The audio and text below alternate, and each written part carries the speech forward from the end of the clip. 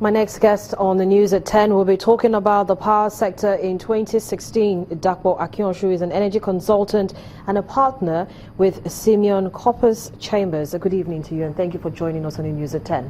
Good evening. Thank you very much. So, in that report, Olu Phillips has outlined how 2016 was for Nigeria, particularly with the power sector. How would you rate that sector's performance? Good, fair, or bad?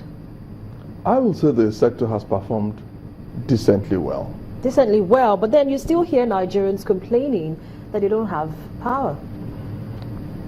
We're in a catch-22 situation.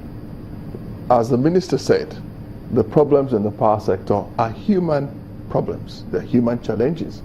And which one do we fix first?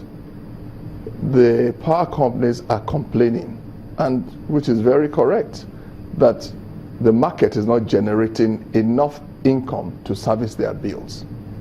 The gas company that produces gas, which is about 60% of the component of gas, of the power generated, is not able to recover its money. The investments are made in dollars. And if you look at it, in the last year, there has been a lot of investment in the gas industry, in spite of the challenges with vandalism.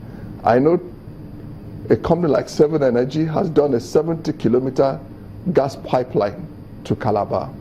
Total has just completed another gas pipeline, and these are in millions of dollars.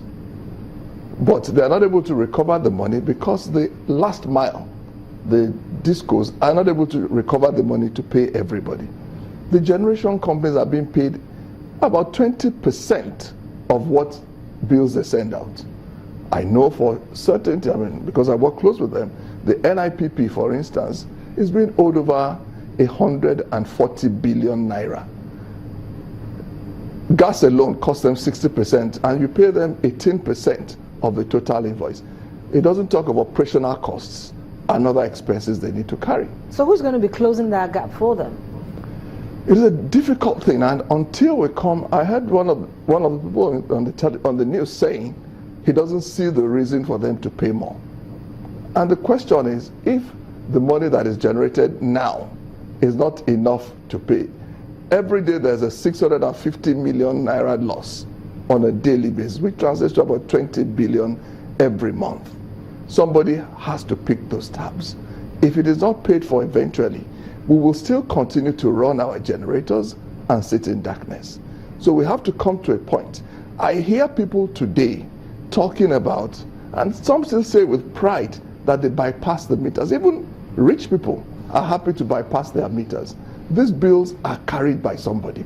And until we come to a position where we all admit that rather than run generators, we will pay more for power. I was in a private estate over the Christmas, and the man was saying now they've gone to a private power generation, how clean the environment is, the noise that has reduced from the cacophony of generators.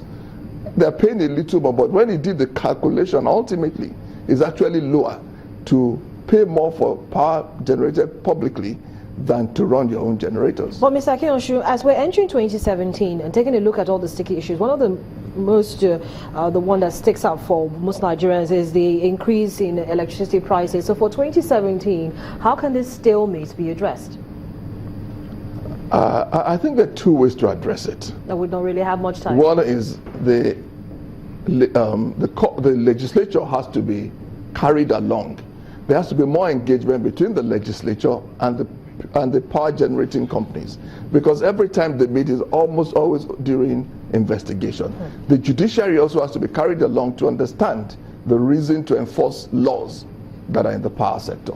Dapo Akionshu, energy consultant, thank you so much for your perspectives on the news at 10. Thank you.